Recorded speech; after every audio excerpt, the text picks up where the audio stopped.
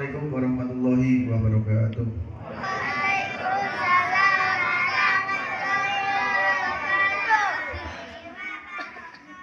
Innal hamdalillah nahmaduhu wa nasta'inuhu wa nastaghfiruh wa na'udzu billahi min shururi anfusina wa min sayyiati a'malina.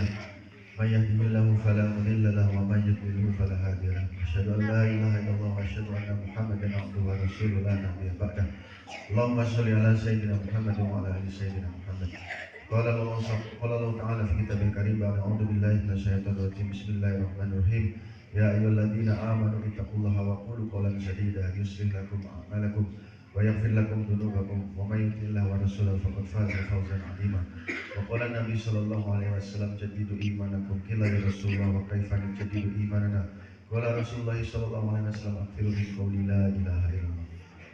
Sadaqal azim wa sadaqar rasulullah wa qala Rasulullah sallallahu alaihi wasallam. Bapak-bapak, hadirin, ibu-ibu, anak-anak yang sama-sama mengharap ridha Allah Subhanahu wa taala. Terkhusus yang saya muliakan, saya banggakan, saya sayangi Ketua Pengurus Masjid Bagus Salam,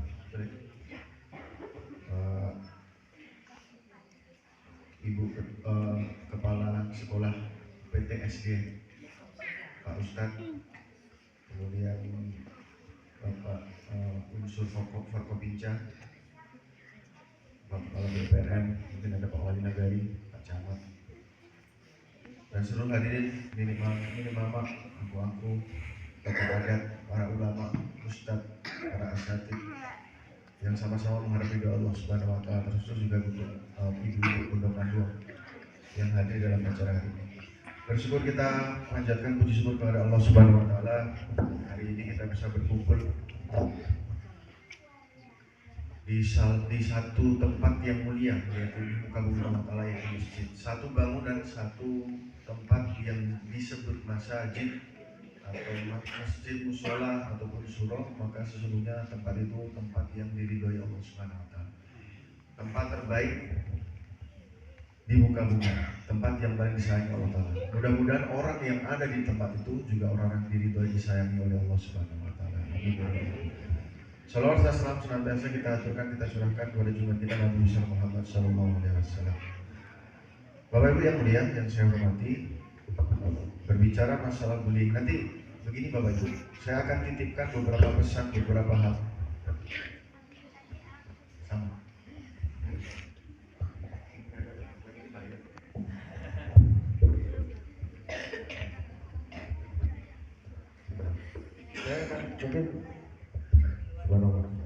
Saya mungkin akan titip seperti ini. Berbayar. Saya mungkin akan titipkan beberapa hal untuk Bapak dan Ibu sekalian. Mungkin tadi karena permintaan panitia ada masalah bullying, gitu. Saya akan bahas sedikit. Tetapi masalah bullying ini nanti akan kembali kepada satu masalah penyebab yang besar. Penyebab yang besar yang nanti saya akan sampaikan kepada Bapak dan Ibu, dan sudah beberapa masjid saya sampaikan hal-hal yang serupa. Karena PR kita lebih banyak, terutama juga nanti untuk masalah ibu-ibu. Masalah bullying ini sebenarnya kalau kita berbicara masalah tentang Al-Quran yang tadi saya sebutkan, ya ayyuhalladzina amanu taqullaha wa qulu qawlan sadida yuslih lakum a'malakum wa yaghfir lakum. Dalam ayat ini disebutkan wa qul qawlan sadida, katakanlah perkataan yang baik. Sudah, kalau menurut kita belum, Pak, ada pesan di serak pesan di kita belum. Bullying apapun judulnya, ngejek teman, berkata perkataan yang tidak baik ini tidak boleh. Salah satu penelitian ada 2 tikus yang sakit. 2 tikus yang sakit. Satu dikasih kata-kata positif, satu dikasih kata-kata negatif. Ini orang Yahudi yang memberikan penelitian ini. Ternyata tikus yang dikasih kata-kata positif, yang didoakan cepat sembuh daripada tikus yang bahkan bukan yang sekedar itu, dia sampai meneliti kepada air yang setiap hari didoakan dan air yang setiap hari didoakan dan setiap hari itu diberikan kata-kata negatif. Itu air. Itu dalam penelitian itu disebutkan bahwa air yang diberikan kata-kata negatif itu keruhnya lebih cepat daripada air yang tidak diberi kata-kata negatif atau bahkan didoakan. Makanya juga Nabi SAW memberikan resep yang disebut dengan doa. Doa al ibadah. Doa itu adalah ibadah. Bukan Bukan hanya sekedar doa ini ibadah, tetapi ketika kita berdoa kepada Allah Subhanahu Wa Taala, maka hal positif akan terjadi kepada objek yang kita doakan. Itu konsepnya di situ sudah jelas. Jadi akhirnya nggak usah pakai seminar simposium FGD, namanya orang ngejek itu pasti jelek gitu. Selesai masalah. Karena Allah Subhanahu Wa Taala juga sudah sampaikan kedua, qul qaulan sadida. Katakanlah perkataan yang baik. Jadi adik-adik kalau sama temannya tidak boleh ngomong yang jelek-jelek, itu tidak boleh. Ngomong yang baik. Karena jelek itu masuk neraka, baik itu masuk ke surga. Anak-anak mau masuk surga atau masuk neraka? Surga. Saya kasih cerita satu kenikmatan surga. Sudah pernah makan es krim belum? Sudah. Tahu banana split? Banana split itu es krim, rasanya 3. Vanilla, strawberry, sama coklat. Banana split. Itu sebenarnya banana split itu adalah fotokopi atau copy paste usaha manusia untuk membuat makanan dari surga. Bapak Ibu bisa bayangkan, makanan di surga nanti, satu suapan banana split kan kalau disisir begini kan kena 3 tuh. Strawberry, vanilla, sama coklat. Nanti di surga, 1 kali suapan rasanya 70. 1 kali suapan rasanya 70. Makan pisang tapi rasanya 70 rasa, bagaimana? Itu salah satu kenikmatan di surga. 1 kali suapan rasanya 70. Kalau banana split cuma mampu 3, tapi kalau di surga nanti makan banana split rasanya 70. Itulah salah satu kenikmatan surga. Belum lagi nanti berbicara masalah kenikmatan yang lain. Di surga itu tidak ada akar di bawah. Kalau sekarang akarnya di bawah, buahnya di atas. Kalau nanti di surga, jangankan untuk akarnya di bawah, tidak ada, akarnya di atas, pohonnya di buahnya di bawah. Belum itu lagi, Bapak Ibu bisa membayangkan sesuatu langsung ada di depan mata. Itu kenikmatan surga. Makanya jangan suka mengejek biar masuk ke dalam surga. Setuju anak-anak? Setuju ya, jangan suka ngejek. Dan Bapak Ibu yang mulia, fenomenanya adalah saya titipkan Bapak dan Ibu, hari ini kenapa karakter anak kita ini suka untuk membuli orang, suka untuk mengejek orang, suka untuk mengajak anak, karena bisa jadi itu adalah hasil pendidikan kita dalam keluarga. Maka konsep untuk mendidik anak secara Islam itu bukan hanya sekedar ketika mereka sudah lahir, bukan. Mendidik anak secara Islam bukan sekedar mulai dari mereka lahir, mulai dari mereka ini bersekolah, bukan. Hasil bullying itu, ketika anak suka mengejek orang lain, itu berawal dari ketika bapak dan ibu menikah.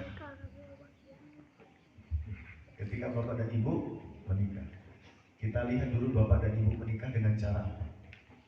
Cara itu penting. Jadi tidak boleh disepelekan. Namanya kaifiat. Cara itu penting. Bapak ibu mau bikin nasi goreng kubang yang pedesnya naudzubillah gitu ya. Level 6 gitu. Katakanlah begitu. Cara itu penting. Tetapi bapak dan ibu menjalankan cara tidak sesuai dengan koki yang bapak ibu maksud, yang levelnya tadi naudzubillah, levelnya level 6. Kira-kira rasanya akan sama atau tidak? Tidak. Cabenya, kalau sini cabai bahasanya lado. Ladonya cuma 3 sendok, padahal level 6-nya 6 sendok. Apakah sama hasilnya? Tidak. Maka cara, kaifiat itu penting. Nah, bagaimana dulu Bapak Ibu menikah dengan cara apa? Itu penting sebenarnya untuk mewujudkan anak-anak yang seperti itu. Jadi bukan hanya sekedar dimulai dari pendidikan sekolah, nanti anak bergaul dengan temannya, bisa mengikuti pelajaran, dia usil atau tidak, dia membuli temannya atau tidak. Bukan dari situ, tetapi dari mulai bapak dan ibu menikah. Cara itu penting sekali. Ayam, itik, apakah makan? Makan. Ular makan? Makan. Pohon makan? Makan. Orang Yahudi Nasrani makan? Orang Hindu makan? Orang Islam makan? Apa yang membedakan? Cara makan. cara makan. Kalau hewan memakai caranya hewan, kalau tumbuhan memakai caranya tumbuhan, kalau orang Yahudi Nasrani caranya mereka, kalau orang Islam memakai caranya Nabi Muhammad SAW. Begitu pula dengan menikah. Apakah tawon menikah? Menikah. Apakah hewan menikah? Menikah. Kawin maksudnya begitu. Apakah pohon juga menikah? Kawin? Kawin. Apakah orang yang Yahudi Nasrani kawin? Kawin juga menikah. Apakah orang Islam menikah juga? Menikah. Tetapi apa yang membedakan? Cara.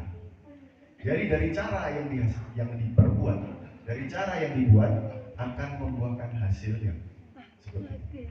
Jadi pendidikan Islam, Nabi SAW mengajarkan pendidikan Islam itu bukan hanya dimulai dari ketika anak itu lahir dan dia bersekolah, tetapi dari bagaimana dulu bapak dan ibu menikah. Jadi kalau merasa bapak ibu nikahnya tidak caranya Nabi, jangan nikah lagi ya, begitu ya.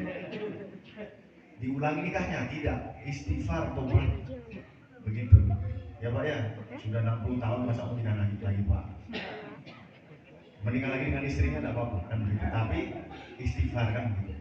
Setelah itu Bapak Ibu ya, menghasilkan anak-anak yang dia anti bullying itu juga berawal dari ketika cara membuat proses untuk menghasilkan anak. Kemudian runtutannya adalah ketika anak itu ada di dalam kandungan. Apakah sering didoakan, sering dibacakan surat Al-Maryam, Al-Waqi'ah, sering dibacakan Yasin, sering dibacakan surat Luqman, itu akan mempengaruhi keadaannya. Sampai kepada nanti runtutannya adalah ketika cara proses dia melahirkan. Mohon maaf, saya bukan membedakan antara pronormal dan tidak normal atau apa namanya, melahirkan secara sesar. Tapi survei membuktikan bahwa anak yang dilahirkan secara normal itu lebih sayang kepada ibunya, karena ketika keluar dia terhimpit kepalanya sehingga dia merasakan penderitaan daripada sang ibu. Kemudian dia keluar, itu rata-rata dia lebih sayang kepada ibu. Karena seorang ibu ketika melahirkan 125 syaraf telah terputus di badannya. Jadi kadang-kadang kalau ada ibu-ibu lahiran tuh, dia yang ketika lahir, sebelum lahiran tuh menggenggam bola begitu kuat sekali. Kalau begitu sudah melahirkan anak, apalagi anaknya 10 Pak, ini begini udah gak kuat. Betul Bu ya? Saya membela ibu-ibu Pak. The power of emak-emak. Jangan dilawan yang sebelah sana. Rasakan di muka bumi. Makanya Pak Prabowo membuat satu kelompok untuk memenangkan pertandingan, namanya The Power of emak-emak. Saya pernah tanya satu orang sama orang kebetulan dari daerah Papua. Saya bilang, Pak, jauh-jauh dari sini, jauh-jauh dari Papua ke Jakarta, anaknya berapa? Kebetulan seorang ustaz. Anaknya berapa Ustaz? Pak Ustaz, saya anaknya 10 Pak. 10 itu induknya 1 atau berapa Ustaz? 1 Pak katanya. Kawin dari tahun berapa? Mereka dari tahun berapa? Dari tahun 2000. Dari tahun 2000, anaknya 10. Ketika itu saya tanya di tahun 2023. Berarti selama 23 tahun, anaknya 23 tahun. Jadi rata-rata setiap 2 tahun sekali lahir, ditinggal, kemudian pulang, lahir, ditinggal, pulang, lahir, ditinggal, pulang, lahir gitu. Jadi ditinggal, pulang, lahir, ditinggal, pulang, lahir. Karena beliau muter gitu, kerjanya muter terus. Seperti apa? Pelaut. Ditinggal, pulang, jadi. Ditinggal, pulang, jadi. Tukeran sendal, jadi. Injek sendal istrinya, jadi. Gitu lah.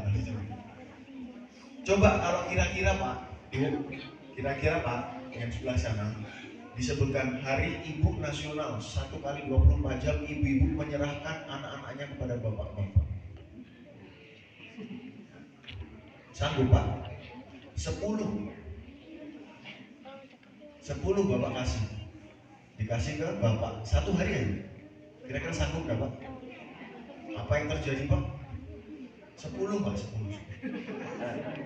Yang satu nyangsang di pohon, yang satu nyungsep di got, yang satu berkelahi sama tetangga, anaknya tetangga, yang satu main layang-layang, yang satu di celanya kemana-mana begitu kan begitu. ini yang disebut dengan the power of mak-mak Pak. 10-10-nya ditinggal pergi kemana-mana sama bapaknya, 10-10-nya jadi hafiz Quran. Begitu. Kalau sakit nih, kalau misalnya sakit, bapaknya sakit, ibunya sakit, anaknya sakit, yang gendong anak bapak atau ibu? Nah, bapak nggak mungkin Pak. Makanya yang sebenarnya kuat itu bukan bapak, tetapi ini yang kuat bapak atau ibu? Bapak harus ngaku dulu, jangan bersuara. Yang kuat bapak atau ibu? Makanya yang dikasih obat kuat itu bapak. Betul Pak ya? Jadi jangan sombong kita nih Pak sebagai seorang laki-laki, saya cari duit, betul cari duit. Cuman yang kuat itu di belakang. Bahkan dalam satu hadis Nabi SAW dikatakan, seorang perempuan yang solehah, dia dia kalau berdoa, kualitas doanya adalah setara dengan kualitas 70 orang wali berdoa. Jadi ibu-ibu kalau doa jangan pelit-pelit. Sekalian kayak anaknya dijadikan doa sebagai seorang presiden, seorang raja, begitu. Jangan doa yang pelit-pelit. Jadi seorang yang presiden yang soleha, kan begitu Bu ya. Jadi doa jangan pelit-pelit. Apalagi kalau ibu doa buat kampung nih. Doa buat kampung. Sekalian seorang seluruh dunia itu didoakan, disebutkan satu-satu. Itu Bu ya. Bapak Ibu yang mulia yang saya hormati, berawal dari situ, berawal dari ketika ibu itu menikah, kemudian selanjutnya sampai kepada tahap ibu melahirkan, kemudian sampai mendidik anak. Jadi mendidik anak itu juga diawali dari ketika ibu melahirkan dan sampai kepada taraf ibu bapak memberikan nama. Dalam satu hadis juga sampai mereka disampaikan bahwa ada satu mantan mengatakan takutilah mereka kepada Allah Subhanahu wa taala. Memberikan nama itu termasuk mendidik anak supaya anak itu menjadi karakternya seperti apa. Mohon maaf. Kalau dalam agama Islam itu yang nama yang paling baik, nama-nama yang paling baik itu diawali dengan nama-nama Muhammad. Nama Nabi, nama sahabat, asma-asma Allah Subhanahu wa taala, Ar-Rahman, Ar-Rahim, Abdurrahman, Abdurrahim itu nama-nama baik. Dan bahkan satu ulama mengatakan bahwa nama Muhammad telah Allah jaga dari zamannya Nabi Adam sampai zamannya Nabi Muhammad SAW. Tidak ada nama sebelumnya yang namanya Muhammad, itu tidak ada. Kecuali namanya baginda kita, baginda Rasulullah SAW. Nama itu dijaga. Dan Bapak Ibu yang mulia, ketika kita memberikan nama itu ada sebuah doa, akan menjadi akhlak mereka.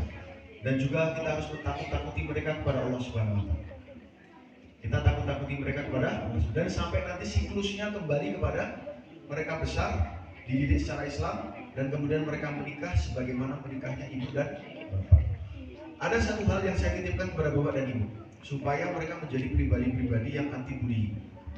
Anak-anak dengan orang tua itu butuh yang disebut dengan chemistry, butuh yang disebut dengan kedekatan secara emosional, butuh yang disebut dengan kedekatan secara spiritual. Makanya Nabi SAW mengajarkan sangat dekat dengan anaknya dan sangat dekat dengan cucunya. Satu ketika Nabi SAW menaikkan Hasan dan Husain di punggungnya beliau, dan beliau merangkak seperti mohon maaf seekor kambing, seperti seekor kambing. Maka Nabi SAW sabdakan, hari ini aku ditunggangi oleh penunggang kuda terbaik. Kata Nabi, hari ini aku ditunggangi oleh penunggang kuda terbaik. Siapa? Hasan dan Husain. Dan Hasan dan Husain mengatakan, hari ini aku menunggang kuda terbaik. Anak-anak itu Hasan Husain mengatakan, hari ini aku menunggang menaiki kuda terbaik. Siapa kudanya?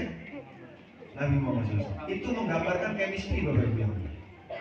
Dan saya titipkan kepada Bapak Ibu, ada beberapa penelitian dan ahli mengatakan bahwa chemistry akan terjadi ketika hubungan antara anak dan bapak, anak dan ibu melalui pengenalan karakter kepada mereka. Yang pertama, karakter anak, bahkan ibu kadang-kadang memiliki sifat ini. Ada orang, ibu, bapak atau anak yang dia ini suka dipuji, betul? Suka dipuji. Wah, kakak hebat, PR-nya selesai. Wah, mama makin lama makin cantik. Nah, Pak, yang bapak udah 60 tahun Pak, udah pernah bilang Pak, istrinya makin cantik Pak. 72 tahun, ya, makin cantik gitu ya, bilang Pak ya. Oh. Bapak Ibu yang mulia, terutama bapak-bapak, meskipun istrinya bilang gombal gitu, tapi begitu masuk ke dalam kamar, maka langsung pegang mulut. Masa sih makin cantik kan? Tapi itu adalah satu bentuk chemistry. Makanya Nabi SAW juga mengatakan istrinya sebagai wahai wanita yang pipinya kemerah. Karena karakter seseorang itu bisa jadi dia dekat dengan seseorang karena dia sering dipuji. Maka pujilah betul anak-anak itu. Sering kasih pujian, wah kakak hebat, wah kakak hebat. PR-nya selesai. Ibu-ibu di sekolah juga begitu, bapak-bapak di sekolah juga begitu. Wah kamu anak hebat, kamu anak pintar, kamu anak cerdas. Satu, chemistry akan terjadi karena sering dipuji. Yang kedua, sering dibantu. Bapak ibu kita semuanya anak-anak ini ada karakternya dekat dengan seseorang karena sering dibantu. Makanya bapak-bapak kalau pulang kerja pak, jangan segan-segan bantu istri cuci piring, bantu mengerjakan PR, maka chemistry akan terjadi. Suka dipuji, suka dibantu. Yang ketiga, suka diberi hadiah. Suka diberi hadiah. Ini akan terjadi chemistry. Makanya Nabi SAW suka memberi hadiah. Suka dibantu, suka dipuji, suka diberi hadiah. Yang keempat, suka disentuh. Suka disentuh. Dilus-lus kepalanya. Anak Abi hebat nih. Dilus kepalanya. Atau kalau bapak kepada ibu dibelai-belai rambutnya. Atau kalau Nabi suka di janggutnya dipegang-pegang sama istrinya. Suka disentuh. Jadi bapak-bapak yang mulia, ibu-ibu yang berbahagia, suka disentuh ini kalau orang zaman dulu mengatakan kalau tidak suka disentuh namanya jadi jablay. Jadi bukan pelaut meninggalkan istrinya akhirnya istrinya jadi jablay, bukan. Jablay itu bisa terjadi kepada anak-anak kita, bahkan terjadi kepada bapak-bapak. Bapak-bapak bisa disebut jablay, anak-anak bisa disebut jarang dibe. Kerawanannya adalah ketika bapak ibu tidak pernah menyentuh anak laki-laki maupun perempuan, terutama laki-laki. Kalau dia nanti disentuh oleh laki-laki yang lain bukan keluarganya, kemudian dia merasa nikmat, kemudian dia merasa senang, apa yang terjadi? Akan menjadi faktor LGBT. Pulang kerja gitu, anaknya masih kecil, kita merayap-rayap begitu, terus akhirnya kepalanya disundul-sundulkan ke perutnya begitu, dalam rangka membentuk chemistry, suka disentuh. Dan yang terakhir Bapak Ibu ya, ada beberapa orang yang dia tipenya itu suka dengan waktu yang berkualitas hanya berdua. Anaknya 10 ditinggal di rumah, ada kakak yang 1, ibunya diajak bapaknya naik, ayo sebentar saja 15 menit, muter batu sangkar, beli sebelah pulang. Kenapa Bi? Udah pokoknya waktu kita berdua, quality time, 15 menit beli sebelah. Selesai. Itu mendatangkan chemistry antara bapak ibu atau mungkin anak sama bapak atau mungkin bapak sama anak. Pergi ke batu sangkar, cari balon, 15 menit pulang. Itu akan membentuk chemistry kepada diri kita. Jadi ini adalah cara-cara untuk bagaimana kita mengenali karakter daripada anak kita. Dan hasilnya adalah nanti apa yang disebut dengan chemistry tadi akan menghasilkan anak-anak sekualitas apa karena kedekatan antara kita dengan anak-anak. Bisa diterima Bapak Ibu ya? Jadi silahkan dicari ibu, bapak, anak itu karakternya yang seperti apa. Ada yang satu-satu atau dua-duanya, ada yang kelima-limanya bermain. Itu tergantung pengenalan bapak dan ibu sekalian. Kemudian Bapak yang mulia, ibu yang berbahagia, saya akan sedikit menitipkan situasi dan kondisi hari ini khususnya tanah datar kepada bapak dan ibu yang akan menjadi PR kita bersama-sama. Hari ini Bapak Ibu yang mulia, saya kalau boleh cerita Bu ya, ini adalah masjid ke 71. Ini adalah masjid ke 71, kami datang setiap subuh ke 71, ini masjid sampai di sini, masjid bagus banget. Fenomenanya adalah yang hilang di antara kita, terutama sholat subuh Pak, ini adalah remaja-remaja usia produktif. Kalau anak-anak bisa kita hadirkan, tapi kalau remaja rata-rata hilang. Mereka kami temukan di mana? Di warung-warung, di tempat-tempat. Tadi pagi kami datang ke sini, ada dua anak perempuan yang sedang boncengan keluar dari warung.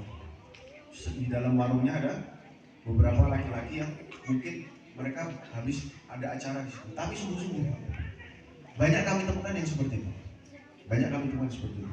Fenomenanya seperti itu. Belum lagi kalau saya cerita sama bapak sama ibu, nanti akan kaitannya dengan anak-anak kita. Di tahanan saya, di kos-kosan saya, bahasanya begitu, supaya halus Bu ya, Pak. Saya punya kos-kosan, Pak. Bu, saya punya kos-kosan. Penghuninya sekarang 25. Penghuninya 25 orang. Dan alhamdulillah semuanya agamanya Islam, Pak. Agamanya Islam. Dan ketika saya dicek sama Pak Kasat saya, Pak Kasat Tahkim, ada Pak Kasat tahanan saya. Semuanya 25 itu bisa ngaji kecuali hanya 2 orang yang dia ngajinya alif bata. Ngajinya pinter-pinter, Pak. Yang 2 orang saja yang bisa alif bata. Jadi yang 23 pinter ngaji. Saya kemarin juga berkunjung ke rumah tahanan Batu Sangkar di depannya Emersian. Saya tanya sama Pak Kepala Rutan, itu jumlah muatnya, slotnya, daya tampungnya 35. Dan saya tanya kepada beliau, Pak, sekarang penghuninya berapa? Penghuninya 145. Dari 145 itu yang orang Batu Sangkar, orang tanah datar berapa, Pak? 140. Dari 140 itu yang agamanya Islam berapa, Pak? Dari 145 itu yang agamanya Islam berapa, Pak? 144. Terkait dengan masalah apa ini Bapak Ibu ya? Orangnya Islam, pinter ngaji, tetapi kenapa banyak yang masuk, Pak? Makanya saya sering kalau bertemu dengan anak-anak muda, usianya berapa deh? Kelahiran berapa, Pak? 2009, 2008. Di kos-kosan saya itu, usia termudanya adalah kelahiran 98. Kelahiran 98. Jadi kalau ada anak muda kelahirannya 2008, berarti 10 tahun lagi jadi penghuni kos-kosan saya. Nangkep, Pak? Bu, nangkep? Penghuni sekarang yang termuda adalah 98. Jadi kalau ada anak usia kelahiran 2008, maka 10 tahun lagi menjadi penghuni kos-kosan saya. Maksudnya apa? Kalau tidak dibeli. Tapi bagaimana sekarang kita mau melihara? Sedangkan asas pemeliharaan kita, sholat di masjid, mereka tidak ada. Itu maksud saya. Mau dipelihara dari mana, Pak? Mereka kabur dari masjid. Mereka tidak ada di masjid.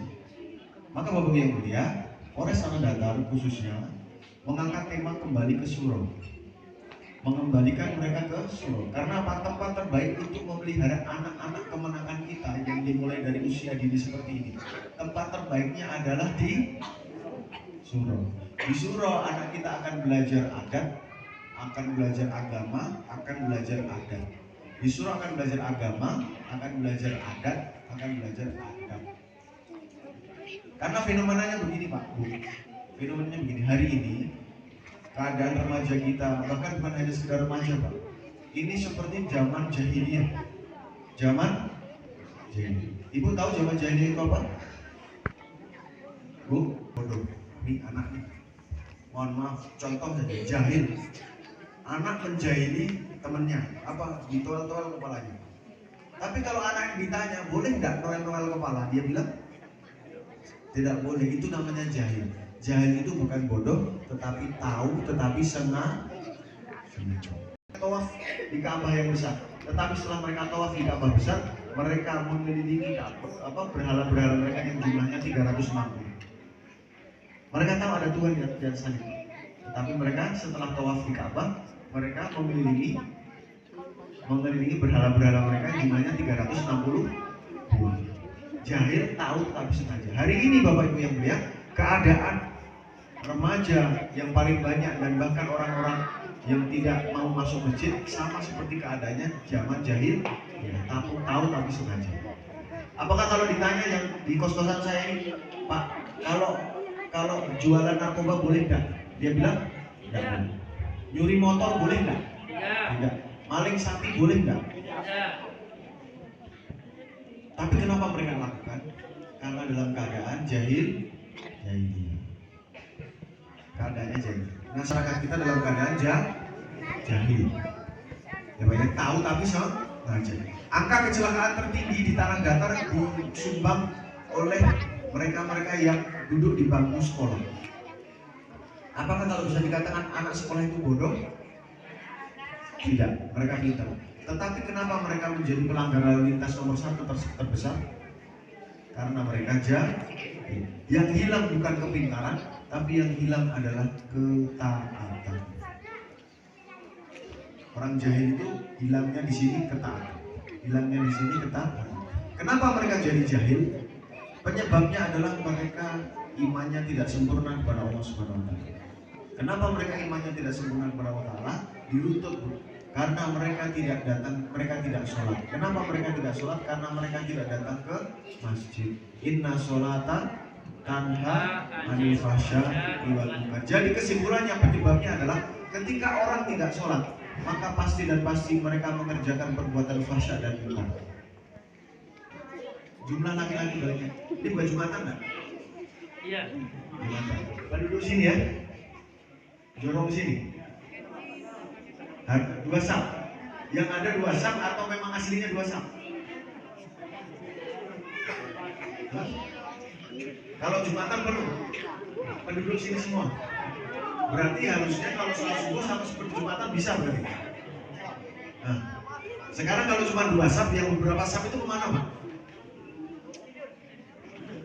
Ini yang saya akan titipkan kepada ibu. Masalahnya begini. Kalau yang seharusnya dia penuh di berapa saf? 1, 2, 3, 4, 5, 6, 7, 8, 9, 10, 13 ya, hitung aja 15 saf. Tetapi yang hadir setiap hari selain sholat Jumat hanya 2 saf. Yang 13 saf kemana dia? Sholatnya di mana? Atau bahkan mungkin bisa jadi tidak sholat. Padahal tadi disebutkan kalau tidak sholat maka fahsya wal munkar. Kalau dia sudah fahsya wal munkar, maka ketemunya kami nanti. Ditangkap sama polisi Pak, akhirnya masuk ke dalam penjara. Karena rata-rata teman-teman, anak-anak, kemudian kemenangan kita yang di dalam penjara ketika ditangkap, sebelum-sebelumnya mereka tidak sholat. Kenapa saya tanya jumlahnya Pak? Saya tanya jumlahnya karena jangan-jangan bisa jadi yang 13 ini menyumbang angka kejahatan di tanah datar. Dan ini korelasinya akan terjadi pada mereka. Kalau mereka tidak nanti dirawat di masjid, maka bisa-bisa mereka menjadi nanti di kemudian hari akan menjadi penghuni kos-kosan Polres Tanah Datar. Ini masalahnya. Karena hanya mengembalikan mereka ke surau, mereka akan mentaati aturan. Jangankan aturan dunia, aturan Allah saja mereka sudah taati, apalagi aturan dunia. Kenapa harus kembali ke masjid? Motor yang disebut dengan motornya motor apa? Yamaha-nya Yamaha apa? Matic. Motornya motor bengkel motor, bukan bengkel mobil, bengkelnya bengkel motor, motornya motor Yamaha-nya Yamaha Matic. Itu motor, kalau rusak harus tepat treatmentnya. Bagaimana dengan manusia? Kalau imannya rusak, dibawa kemana? Puncak Patu. Tidak bisa. Harus dibawa ke masjid. Karena kalau di masjid nanti diajarin agama, diajarin adat, Katanya Bapak ya, kembali ke surau itu punya orang Minang katanya. Dasarnya dari Bukit Marapalang katanya. Sejarahnya dari Kerajaan Pagaruyung menjadi Kesultanan Pagaruyung katanya ada undang-undang 64, ada hukum nan ada adat istiadat yang disebut dengan 20 undang adat Minangkabau katanya. Dan salah satunya berbicara tentang kembali ke surau. Betul Pak? Dan katanya orang sini tidak ada kamar di dalam rumah untuk laki-laki. Betul Pak? Kamarnya di mana? Sekarang mereka di mana Pak? Di mana sekarang mereka? Kenapa Bapak dan Ibu tidak cari? Karena harusnya mereka dikembalikan ke masjid. Kalau mereka di masjid pasti mereka sholat. Kalau mereka sholat pasti fahsya wal munkar dia akan tidak kerjakan. Kalau fahsya wal munkar dia tidak kerjakan, maka iman dan takwa di dalam hati maka pasti akan sempurna. Apa prasyarat untuk membangun sebuah negeri? Iman dan takwa. Walau anna ahlal amanu wa taqaw la fatahna 'alaihim barakatin minas sama'i wal ardh. Kalau penduduk dalam satu negeri dia beriman dan bertakwa kepada Allah Ta'ala, maka yang dari atas Allah Ta'ala berikan keberkahan, yang dari bawah Allah akan timbulkan keberkahan. Yang dari atas hujannya menyuburkan tanah, tidak ada kekeringan, LPG tidak langka, BBM tidak langka, yang dari bawah tidak ada gempa bumi, angin puting beliung, tanah longsor, anak-anak nurut kepada orang tua, suami sayang kepada istri, istri berkhidmat sempurna kepada suami, tidak ada kejahatan. Tapi kalau iman dan takwa tidak ada, yang dari atas jadi galodo, angin puting beliung, kekeringan, kebakaran hutan, yang dari bawah jadi gempa bumi, tanah longsor, anak-anak berani kepada orang tua, anak-anak bunuh orang tua kandung sendiri, orang tua menikahi anak kandung sendiri, kejahatan remaja, geng motor, narkoba, LGBT dan lain sebagainya. Ya, Mekah Madinah nggak teriak, orang Jawa nggak teriak, balik ke surau. Kami adalah negara yang berdasarkan kitabullah. Kami menjalankan kehidupan kami dengan kitabullah, kata orang Minang zaman dulu. Mereka berani berteriak. Yang kedua, mereka berani meyakinkan bahwa kalau kamu berpegang kepada kitabullah, masalah kamu selesai. Betul. Tapi sekarang kitabullahnya di mana? Tapi sekarang Bapak di mana menjalankan visi misi mereka? Saya bukan orang Minang, tapi sepertinya saya sudah lebih Minang daripada Bapak dan Ibu sekalian. Karena saya sudah makan lamang tapai dan juga minum air amian. Bapak Ibu ya, kami dari Polres dan terutama saya secara pribadi gak rela Bapak Ibu. Kalau yang namanya adat bersandi syarat bersandi kitabullah tenggelam atas kelakuan kita sendiri. Makanya kami mengambil prinsip, mengambil kinerja, mengambil falsafah, kembali ke masjid, kembali ke surau untuk mengangkat adat bersandi syarat bersandi. Kembalikan setiap orang ke masjid. Apa caranya? Bagaimana caranya? 100% laki-laki balik harus masuk ke dalam masjid ketika azan berkumandang. Diperintahkan orang tuanya, jangan salahkan anaknya. Tanyalah seberapa sering dia dibawa ke masjid untuk melaksanakan sholat berjamaah. Maka Bapak Ibu yang mulia, saya titipkan, kembalikan setiap diri kita ke masjid. Makanya saya tanya tadi sama Pak Ketua DKM, Pak, berapa Pak jumlahnya laki-laki balik masuk ke dalam masjid? Bu, Ibu, Bapak, 70 masjid yang sudah saya lalui pasti saya akan tanyakan perkara ini. Berapa jumlah laki-laki baliknya harus masuk ke dalam masjid? Pak Ustadz ini sampai jam berapa Pak Ustadz? Sampai zuhur. Saya yang impor tuh sampai zuhur. Maka Bapak Ibu mulia, setiap 70 masjid yang kemarin, ini kan 71, saya pasti akan menanyakan berapa jumlah 100% laki-laki baliknya yang sudah masuk masjid. Hitungannya berapa, yang sudah masuk masjid berapa. Mohon maaf Bu, kita tanya bahkan sama anak-anak bisa, kalau tidak sholat, itu masuknya masuk neraka atau masuk surga? Anak-anak, kalau orang tidak sholat, anak-anak, kalau ada orang tidak sholat, itu masuk surga atau masuk neraka? Anak-anak aja tahu Pak. Sekarang kita tanya sama yang gede Pak. Anak-anak angkatan 65 yang udah ubana. Kalau tidak sholat masuk neraka atau masuk surga Pak? Masuk neraka, kan begitu. Saya kemarin tanya sama orang Bawaslu jumlah DPT Bapak Ibu. Jumlah DPT kita ini di tanah datar, artinya DPT adalah daftar pemilih tetap.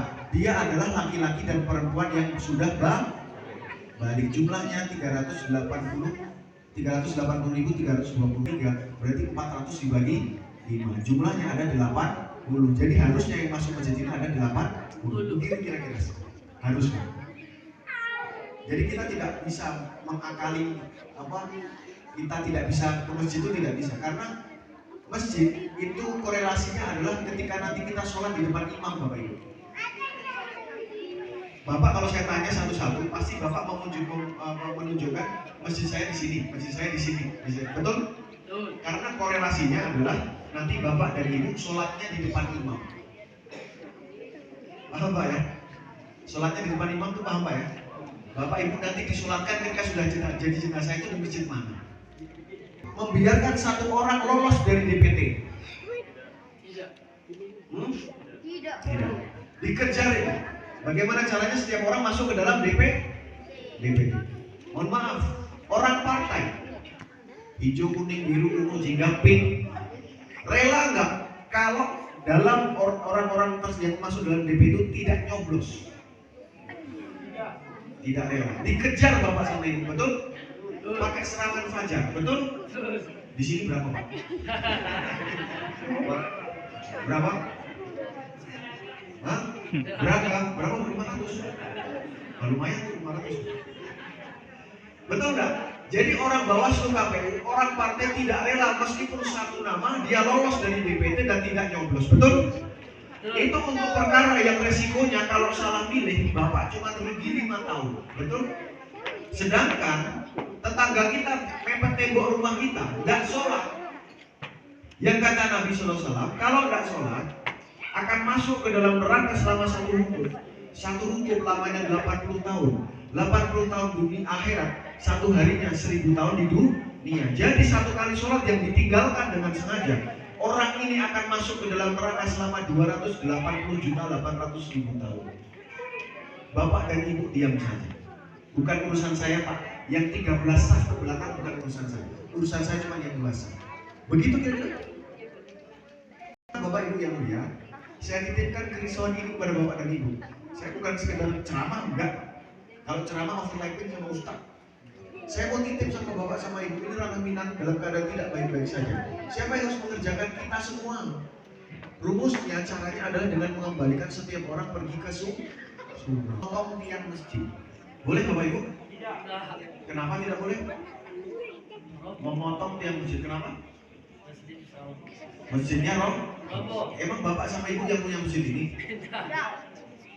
Oh bukan pak, kami bukan punya masjid ini, tapi kami bertanggung bersama-sama karena ini masjid kami. Betul bapak ya? Nabi selalu sabdakan, barang siapa dia sholat dia menegakkan tiang agama, barang siapa dia tidak sholat dia merobohkan tiang agama. Mohon maaf, yang 13 saf baru berusaha merobohkan tiang agama. Bapak ibu diam saja. Maka bapak ibu yang terakhir, kalau kita sudah menyadari ini adalah tanggung jawab kita, yang terakhir adalah bagaimana caranya? Caranya adalah konsep door to door. Rel kereta api, apa bu? Laki-laki buta, tuli, duduk di tengah rel kereta api. Apa yang bapak ibu kerjakan? Menolong. Caranya? Ditelepon? Tidak. Kirim di WhatsApp? Tidak. Diapakan bu? Karena tidak melihat, tidak mendengar. Dipakai mic, halo. Tidak. Apa minggir dari situ, begitu? Caranya bagaimana?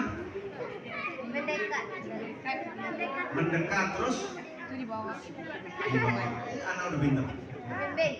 Datang ke sana, dielus-elus punggungnya, diangkat pelan-pelan, dipindah. Miring bapak ibu. Udah tahu buta sama tuli, dikirim WhatsApp, apalagi dipakai mic. Nggak dengar pak, buta sama tuli. Bapak ibu yang mulia, orang tahu nggak di sini ada masjid bagus? Orang melihat nggak di sini ada masjid bagus? Melihat. Tapi kenapa tidak melihat? Karena yang buta bukan mata tetapi masjid ini berkumandang azannya tidak? Mendengar tidak mereka? Kenapa tidak mendengar? Karena yang tuli bukan ini tetapi bagaimana caranya untuk bisa ada orang door to door juara ember, dok ember pak, dok ember pak, sesat? Tidak. Itu ada orang mengumpulkan barang buruk. Pakai mobil door to door, barang buruk, sesat?